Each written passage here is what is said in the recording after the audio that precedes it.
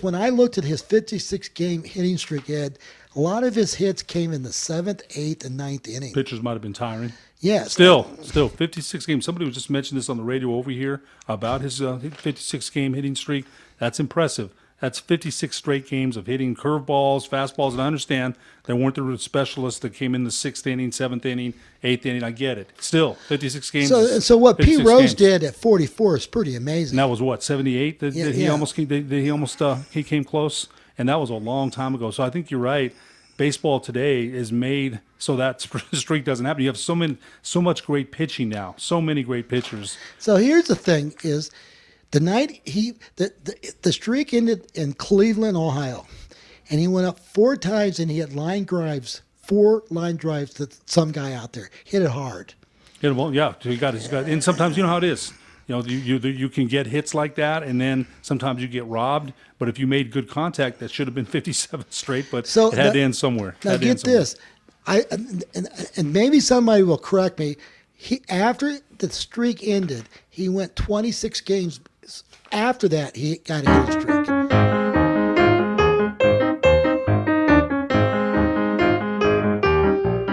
Welcome everybody to America Talk It Up. Episode 13. I'm here with my co-host, Ed Nunes. And boy, we have some big things going on today. Yeah, we really do. I'll tell you what, if it wasn't for Jimmy Tran, man, I don't know what we'd do. I'll tell you, that guy keeps us online, thank God. So my question is, I just got off the phone with 3 different sources, 2 in the Big 12, 1 at the University of Wyoming. And I'm not going to mention their names because they don't want to get their names out there. But they told me today that they're playing football in the fall. And here's what they told me, Ed, and I want to get your opinion. They think that the Pac-12 and the Big Ten acted too soon because they're waiting for the kids to come back on campus and see how the flow goes. If there's not a lot of virus being reported positive, then they think the football is going to be played. But if they get back on campus and things just break out loose, then obviously they're going to cancel the football season.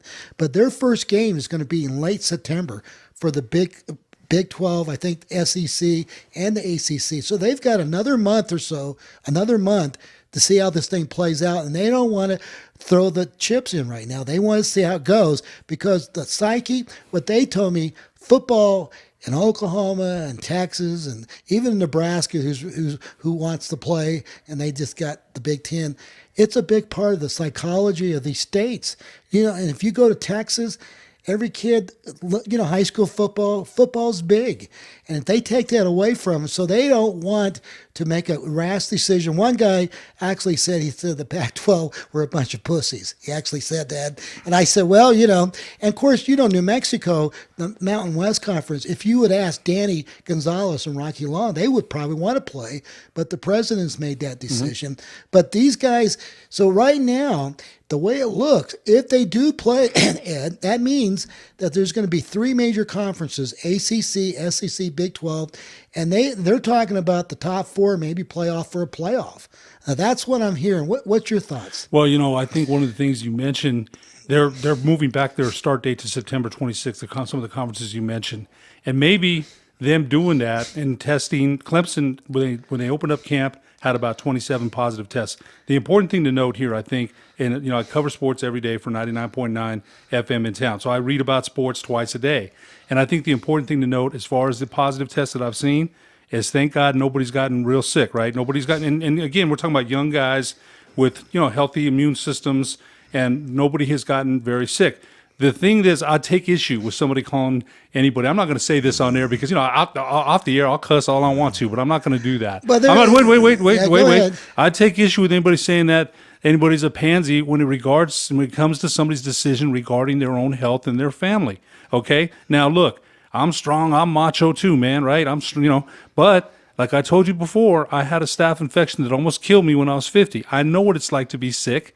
And, when people say it's a 98% recovery rate for those kids, I would gather that it is. Yeah. But anybody saying that about pansies or, the words you used, I disagree. Because if someone's thinking about safety in kids, you can't blame them for that. Now, did the governor say, no, she said this. Okay, now my problem with the governor, now just listen to me for a minute.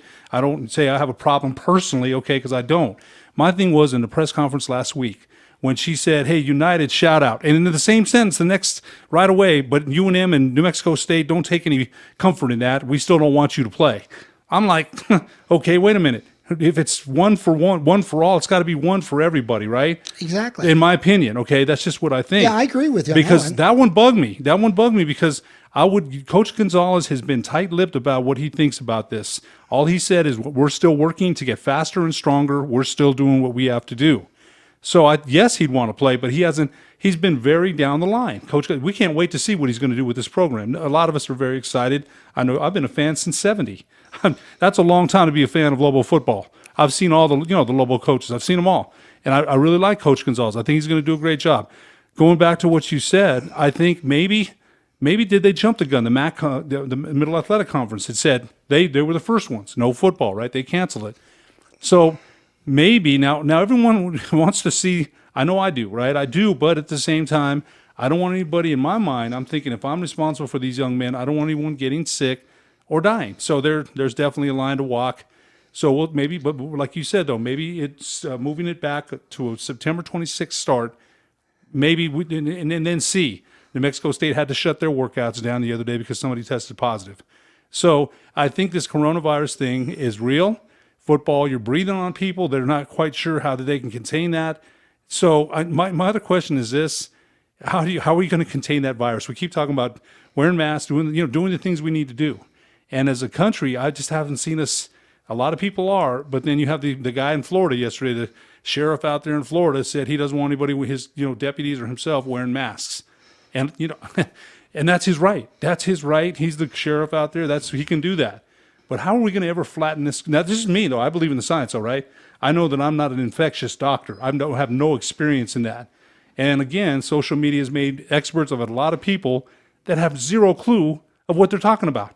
They've heard it from someone else. So if it comes to science, I think I'm going to believe the doctors. But I think I hear what you're saying. We want hope, right? We do want to see hope. I get what you're saying. So I think that when the guy said they're a bunch of pussies, I think what he meant is that they were premature making a decision. He thought they should have hung in there a little bit longer to make a final decision. I don't think he meant that they're. I understand. And I think I just got to be careful with that, in my opinion. That's just me, though. I just got to be careful. And the guy that's told me this, he's just saying that he thought the Pac-12 just jumped the gun. He thought they could have waited out. They were going to play their games in late September too, September 29th or whatever. They moved it back. And so now they did tell me this, and you're right about the science. When these kids go back to campus, and they're going to find out in the next 2 or 3 weeks, I would say by early September, and they come back and there's a bunch of kids on campus testing positive and things are out of control, they're going to shut it down. But they just don't want to make that decision right now. They want to see with the kids going back to campus. And I think it's probably a pretty good decision. Obviously, if it looks bad, they're going to close down. They're not going to play football if it's that way. But if the curve is going down, let's say if the curve was going down and the reports are getting less and less, then obviously I think they're going to play football. Now, right now, I've heard people at the University of New Mexico, I heard it at Oklahoma, and I've heard it from the guy from Texas University. Their campus is the safest place in town. They've got all the procedures in place, all the testing. So if you were just a person living, that's the place you want to be. It is like another bubble inside a college campus, a bubble inside the campus. So this is all going to go down. I think we're going to know more about this probably in a future segment we'll probably talk about where are we in September. Now, I got a question. I guess the things that you're saying, I'm listening to everything you say, and I respect your opinion. But I think one of the things you mentioned about being on campus is what kids do when kids are on campus. Right now, kids are kids. When I was in college, I had some fun, right? We all did, and some, right? We went social places, and that's my only thing there. It's hard to tell 19 and 20-year-old kids, okay, you stay here. You saw that with the St. Louis Cardinals. 2 of their pitchers, was it the Indians? 2 of the Cleveland Indians went out, and they got caught. It's like, wait a minute, you got security all over. They got caught when they came back in. It's like, oh, wait, you can't. They wanted to celebrate because the guy won a game, and it's like a police act was one of them, and it's like you can't do that. So that's my only question. When you get kids in that kind of environment, they don't see the danger. They don't see the danger because, again, they're young, invincible like we were at one time, like Jimmy Tran was. We didn't see anything that could happen to us. So can That's the only thing you I see. so can you imagine that you're in some college fraternity in a fraternity house, you're living there, you know they're going to party, you know they're going to be there, and That's what they do. and you probably won't be wearing masks. So that's the thing. That is the $1,000,000 question. Are these kids disciplined? And you're saying they're probably not. I'm edging towards you on that one. It's going to be tough to control kids going out and doing things, getting in groups, and can you control the football players?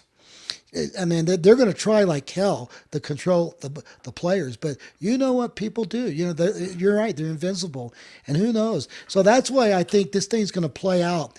This thing with the with the Big 12, ACC, SEC, it will play out in the next 3 or 4 weeks. And if it gets worse and the numbers are not going down, I bet there won't be a football season. You know what? I think I hear what you're saying. There needs to be reason for optimism and Yeah. hope. I get it. I do get that because I'm the kind of guy. Yes, I want to see sports. Of course, I do. I love sports. We've made it our life. Some of it's broadcasting, covering sports, playing, officiating, coaching. Sports has been a huge part of my life. But this thing here is just so dangerous. When I hear, again, I understand it's a 98%, and people come back to that right away. Oh, it's a 98%. 153,000 people have died since March, man. Okay? So some of the numbers we talked about, too. We did talk about that, and we'll get into that later. But when I hear those numbers there, and look, I don't live my life like that. Of course I don't. But, of course, I'm a little cautious. I'm not, you and I said the same thing with Henry T., right? Henry T. is very cautious about this. We're cautious. We're not paranoid, but cautious. So you think I'm going to show up at a football game? I'll be 68 next week.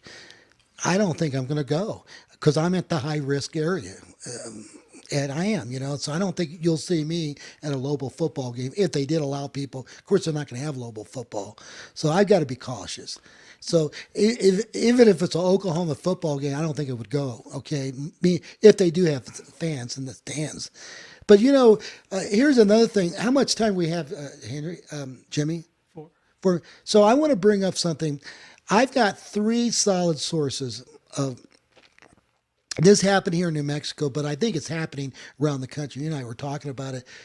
I've had people who went down to take a test, and they got there around lunchtime, just before lunch, and they filled out all the paperwork, and they waited, and then they broke for lunch, and they come back at 1, they say, hey, it's going to be 3 hours before you test. So they decided to go back home and not take the test. Then 2 days later, they get a report that they're positive.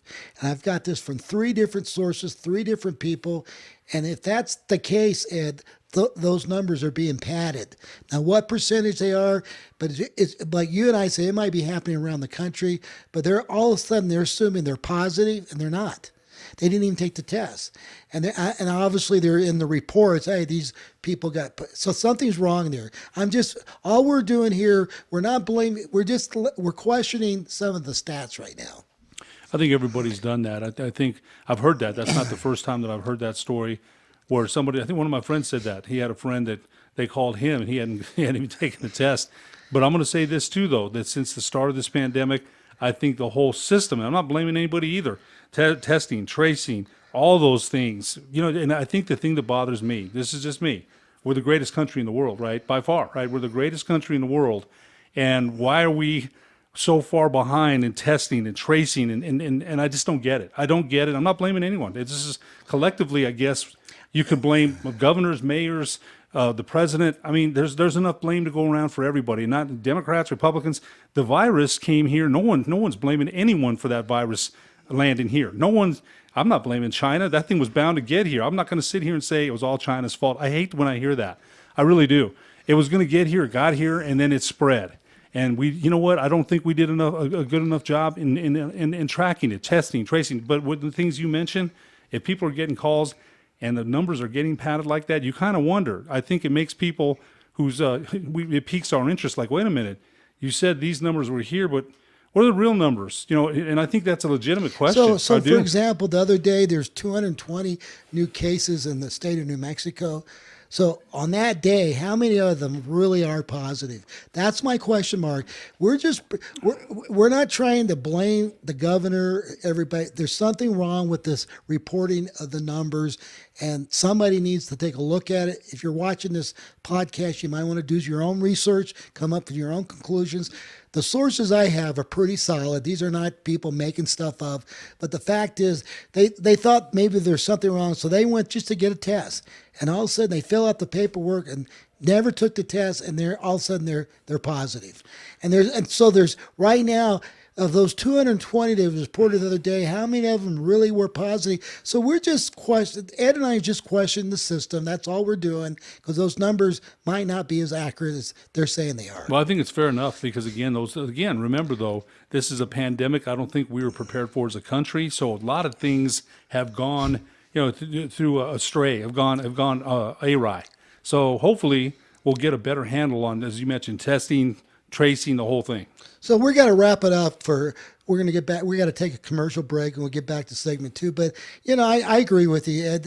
Somebody needs to take a look at this. Yes. And it's not, we're not making this stuff up. We got sources that are telling us the truth. And these people that are telling me, these are people I've known for a long time. They're not making it up. No. So with that saying, if you're watching this podcast, you might want to check into that. That's all we're saying. So we're going to get back to segment 2. We're going to talk a little bit about baseball, the greatest 100 players of all time. So we'll be back in a second.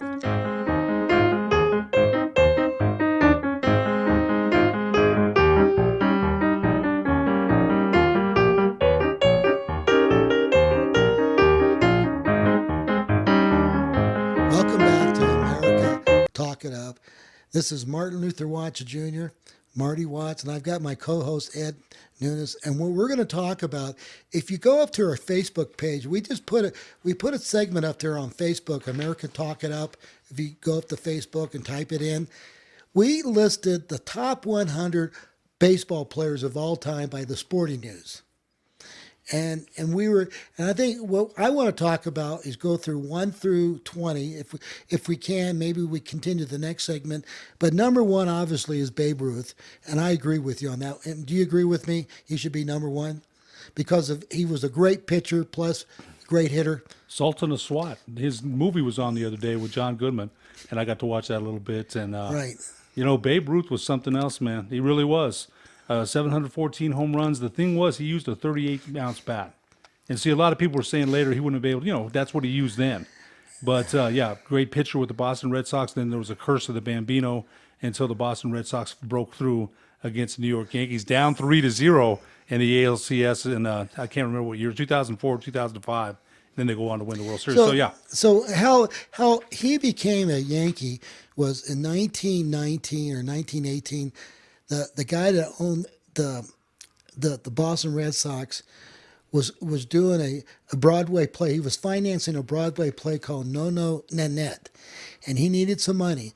And he went to the Yankees and he said, "I need some money." And the guy said, "Well, I'll give you $100,000 or $200,000 if you give me Babe Ruth." Sold to the New York Yankees. And that's how the Yankees got him. And, of course, the curse of the Bambino, and, of course, it took them another, 80 years before they won the World Series. Before they finally broke through. And so there's no doubt Babe Ruth is my number 1. Now, they have Willie Mays as number 2. And looking at this list, they had Ty Cobb at number 3, Walter Johnson at 4, and then Hank Aaron, number 5. And Hank Aaron, broke Babe Ruth record for most home runs. The reason why I think Willie Mays probably deserves number 2 for 2 things. Willie could steal bases. He could hit with power. He did everything. He might have been one of the greatest fielders of all time. He was probably a better all-round baseball player than Hank Aaron, even though Hank was very consistent. He had 35 home runs. But I will tell you this. I spent 3 seasons at Candlestick Park, and I used to talk to the old timers, the old Giants. Now, just so you know, Ed, if you ever been to Candlestick Park, it's right there on the peninsula there, and the wind blows in. And the year that Willie Mays hit 55 or 56 home runs, I think it was 53. That year, one guy counted 22 home runs that was over the fence, and the wind blew it back. And man. I saw many games. And then when I got there in the 1980s, they enclosed the outfield with stands, but still the wind would blow the home runs back in. And it was windy. So Willie Mays got robbed by a lot of home runs. Now think about it. He ended up around 620 home runs. 636, I think. Yeah. Now you think about all those years at Candlestick, and he was there from 1961 to his career almost, till the 70s. How many home runs did he really got, and he got blown away? And so I think he probably would have beaten Babe Ruth's record. I think he would have done it easily if he didn't play in a ballpark. Now, think about it. Yankee Stadium, right field, 295? Short perch. So Babe Ruth had that. That's why Roger Maris got 61 home runs. He didn't have to hit the ball more than 295 feet. So if you look at Willie Mays, now not saying that Hank Aaron's not a great athlete, he is, but Willie could steal bases. He could do everything. Five-tool guy. He was they would call a 5-tool. So I think he should be number 2. Now Ty Cobb played in the dead ball era, and he got a lot of hits. He didn't hit home runs, but he was probably the greatest all-around hitter, until Pete Rose broke the most hits. But maybe he played in an era that we didn't see him on television. There's not a lot of tape, but you're talking about consistency. He had a great career. Georgia Peach, I'll tell you, he was rude, arrogant, come in with the spikes high on you, and when he slid in, he played hard. He wasn't the most popular guy. He was not a popular baseball player, but he was a great baseball player for sure. And then number 4, Walter the Train Johnson. Now, he pitched from around World War I until the late 20s. And they say he had a ball over 100 miles an hour, but they didn't have a gun in those days. And he got to the point where he didn't want to throw the ball inside because he thought he would kill somebody. Back in those days, they didn't have batting helmets. Batting helmets didn't come in around 1959, Ed. I mean, and so think about it. Then the gloves themselves had very little padding. I don't know about the catcher's glove, but you remember the movie The Natural? They had no padding really in their gloves. And I think Walter Johnson came from Idaho or Nebraska. Somebody was driving and saw him throwing the ball at a little country town ball game. That's how he was discovered. And he played his whole career with the Washington Senators, and they only made it to the World Series one time, I think in 1926, and they won it. And he was at the end of his career, but he probably was the most dominant pitcher of his era. And so he's number 4. Then number 5, Hank Aaron. And what can you say about Hank Aaron? He broke Babe Ruth's record. And but the thing about Hank, he never hit more than 41, 42 home runs. He was consistent. He hit 32 all the time. He went, 20 years hitting 30 home runs every year. One thing about Aaron that they said, it wasn't the tape measure shots, it's the quick wrists. He had very quick wrists. So he wasn't tape measure shots, but he was consistent. But I remember the night he broke the Babe Ruth record off of Al Downing of the Los Angeles Dodgers. Fastball right down the alley, and Tom House caught it in the bullpen for the Atlanta Braves. One of the pitchers for the Atlanta Braves, Tom House, who's a quarterback coach now. He helps quarterbacks throw the football. He caught Hank Aaron's 715th home run. I got to see him play in Shea Stadium, New York Mets. Tom Terrific Seaver was pitching for the Mets, and it's the only time I got to see Hank Aaron live. And at that time I was working in Washington D.C., and I had some buddies of mine that lived in Long Island. And we went to a Mets game. I'd never been to a Mets game, and I got to see Hank Aaron play. He didn't hit a home run, but he hit a double in the corner. And it was just a thrill to see him play. It was just great to see one of the great ones play live. Now, you had some good memories, Marty, going down to San Francisco and then seeing Hank Aaron. Those are good memories. But then I saw Willie Mays. Now, here's my Willie Mays story. In 1969, the sports stadium opened up here in Albuquerque. It was a bond issue that everybody got behind, and that's how the Dodgers came here as a farm club. And the first game they ever played was an exhibition game between the San Francisco Giants and the Cleveland Indians. Sam McDowell was on the mound. Willie McCovey was on with the Giants, and just so you know, Willie Mays was the first guy to get a hit in the stadium. He got him got a single. First guy to be reported a hit at our stadium here in Albuquerque. Willie Mays. I remember the story in the Albuquerque Journal, you mentioned Sam McDowell, sudden Sam McDowell. Sam McDowell was a heck of a pitcher. So my dad was on the committee with Tom Bolak, Pete DiMaggio, the Mathewson brothers. They brought all that. They got that bond issue. So I snuck into the dugout of the Cleveland Indians. My dad got me in there, and there's Sam McDowell between innings puffing a cigarette. and then after the game, my dad and Pete DiMaggio, Pete, and Bobby Mathewson. Remember the Mathewson brothers? Oh, sure, of course. And they got me into, and at that time I was a sophomore at Sandy High School. I got into the dugout, and I go in there, and there's 2 big trash barrels full of beer on ice. That's the way it was in those days. Oh, yeah. You bet. Drinking your beer, your Budweiser or whatever, smoking your cigarettes. And believe it or not, when I walked into that locker room, everybody was puffing a cigarette. And I remember this is 1969. Well, do you remember the picture of Len Dawson at the halftime of the Super Bowl puffing on a cigarette? I don't know if you remember that picture of Lenny Dawson of the Chiefs. So that was the times back then for sure. And so the next guy, Christy Mathewson. Now that guy, I don't know you know anything about Christy Mathewson. He played for the New York Giants when John McGraw back in the turn of the century, and I think he played right up to World War I. And he went to war, and he got gas, in the behind the lines, the gas. They used gas to kill people, and then he died 2 or 3 years later because of that gas effect. But what I remember about Christy Mathewson, what I read, he could throw what they call a screwball. You know what a screwball is? A curveball, you go like that, and screwball, you go like that. And he could throw both pitches plus a fastball, maybe 90 miles an hour. And he had 3 great pitches, and he was tough to hit. And he was very dominant. He didn't have the explosive fastball that Walter Johnson did, but he was one of the first guys that ever played Major League Baseball that went to college, because a lot of those guys never didn't go to college in those days. And I think he went to Cornell University or one of those famous Eastern schools, and he was a college, And then another thing I found out about him, during the off season, he owned in those days. Remember the pool halls in the old days? Of course. Him and John McGraw owned 3 or 4 pool halls together. That's how they made extra money in the off season. Yeah, that was their off-season job. But I remember John McGraw, the manager, back in the day, had a suit in the dugout. He didn't wear a baseball uniform. He wore a suit. So we got a couple minutes left, Jimmy, about a minute, then the next guy, number 8, is Ted Williams. Now I probably would have put Ted Williams ahead of Christy Mathewson and those guys, but remember the thing about Ted Williams.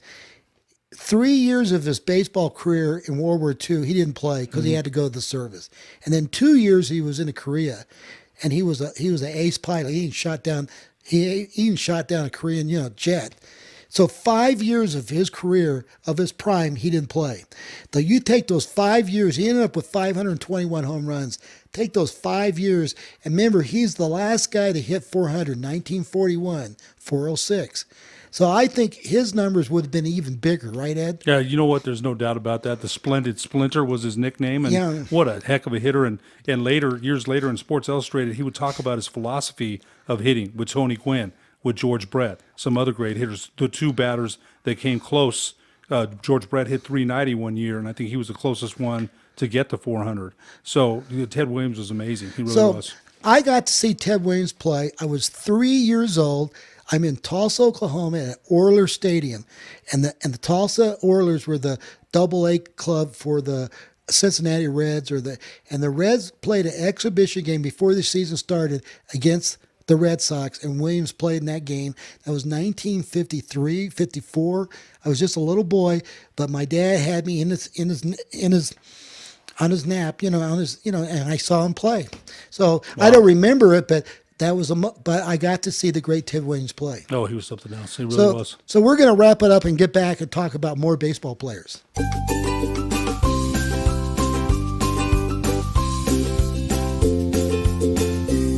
All right, welcome back to this segment. We're going to continue talking about baseball. I'm Marty Watts. I've got my host, Ed Nunes, the voice of the West Mesa, not West Mesa, Western New Mexico Mustangs. That's right, Western New Mexico. And, you know what? Sports being moved to the spring of 2021. I'll tell you what, we talked about that last week, and hopefully sports do go off. I'm gonna have to just live down there, man. Hopefully, athletic director Scott Noble's got some extra space down there because we're gonna do volleyball, football, men and women's basketball. It's gonna be a very busy spring. And the reason I said West Mesa Mustangs, because that's their team. Right, the West Mesa Mustangs. And so I think of Western New Mexico Mustangs. And yeah, if they're going to play football, volleyball, and men and women's basketball, Ed might be living in Silver City. We might have to get you an apartment down there, or you'll be living in the dormitories or something. It's been a while since dorm life, man. The good thing is my wife's going to retire in December. That way she doesn't get, she can come down with me a couple of times. Talking about a beautiful place, and if you're watching this show around the country, if you've never heard of Silver City, New Mexico, it's a beautiful place. It's in the Gila Wilderness, right, area, close to the Arizona border, to the White Mountains. Yes, and like you mentioned, a quaint old town and has a lot of rich history flavor to it. I really enjoy my walks down Main Street. It's a good, nice place. It really is. And Billy the Kid lived there for a while. Supposedly, I've got to go back. When you said that, now I'm gonna have to go look at my historical markers when I get there and see if that's true. Our buddy Rocky Aragon has that documented. But anyway, so let's talk about baseball. And we're talking about the top 100 players, and I was looking at my list. Let's talk about Roger Hornsby. He's rated number 9, and all I know about Roger Hornsby, he was considered the greatest right-hand hitter of all time. He did bat 400 2 or 3 times, but that was back in the 1920s. But he was a great ball player, and he played on that old gas gang. They call it the Gaslight Gang of the St. Louis Cardinals. And I've only seen just videotape, but obviously he was, in his day, he was one of the greatest hitters of all time. Yeah, no question. He wouldn't be this high on the list if he wasn't. So number 10 is Stan the Man Musial. Now, I got to see him play on television, and I got him. I saw him in the late 59, and I think he retired in 61, but I did see him play on television, and boy, he had an unusual batting stance, kind of like the Magnus. This was a weird batting stance he had, but he was considered the greatest left-hander power player at that time as a hitter. One of the things, the stories that I get about him, that I read about him, no matter what, if kids were waiting for his autograph after the game, he'd sign them all. Hey, what do you say? That's what he'd say. Hey, what do you say? Sign them all. And the kids loved him. And they call him Stan the Man Musial. And I think he just passed away just recently. But he lived a long life. I think he lived in his 90s, but he was, after he retired in St. Louis, he had a restaurant, and he was just a great guy. People would go to his restaurant after Cardinals ball games, and he was kind of like an icon in St. Louis. So I got the chance to watch him on television. The next guy they had was Joe DiMaggio. Now, I never saw Joe DiMaggio, but I did meet him. Wow. And so he was before the television era. I think he retired in 52, 51. And of course, Joe DiMaggio is from San Francisco, and he obviously he was the next great ball player after Babe Ruth. But he was. I never got to see him play, but boy, he put his famous thing. He had 56 straight games, and that's something that Pete Rose came close. I think Pete got to 44. He did. But nobody's come close to 56. I don't know if that's going to be broken.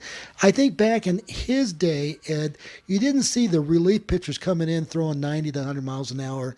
Usually the starters went 8 innings. Mm-hmm. And so you figured them out. I noticed when I looked at his 56-game hitting streak, Ed, a lot of his hits came in the 7th, 8th, and 9th inning. Pitchers might have been tiring. Yes. Still 56 games. Somebody was just mentioned this on the radio over here about his 56-game hitting streak. That's impressive. That's 56 straight games of hitting curveballs, fastballs, and I understand there weren't the specialists that came in the 6th inning, 7th inning, 8th inning. I get it. Still, 56 games. So what Pete Rose did at 44 is pretty amazing. And that was what, 78? He came close, and that was a long time ago. So I think you're right. Baseball today is made so that streak doesn't happen. You have so much great pitching now, so many great pitchers. So here's the thing: is the night the streak ended in Cleveland, Ohio, and he went up 4 times and he had 4 line drives to some guy out there. Hit it hard. Yeah, well, yeah, he got. And sometimes you know how it is. You know, you can get hits like that, and then sometimes you get robbed. But if you made good contact, that should have been 57 straight, but So it had to end somewhere. Now get this, and maybe somebody will correct me. After the streak ended, he went 26 games. After that, he got a hitting streak, like 26 games after the one he got broke. You know, after 56. Wow. So he might have had 100, but I'll have to check that. Maybe I'll get Jimmy to put it up there, but I think he went like another 20 games or so where he got a hit. So that was amazing. And that happened now just so you know, he was the MVP in 1941, and that was the year Ted Williams hit 406. And of course, the difference was Joe hit 56 straight, and the Yankees went to the World Series and won it in 41, where the Red Sox didn't.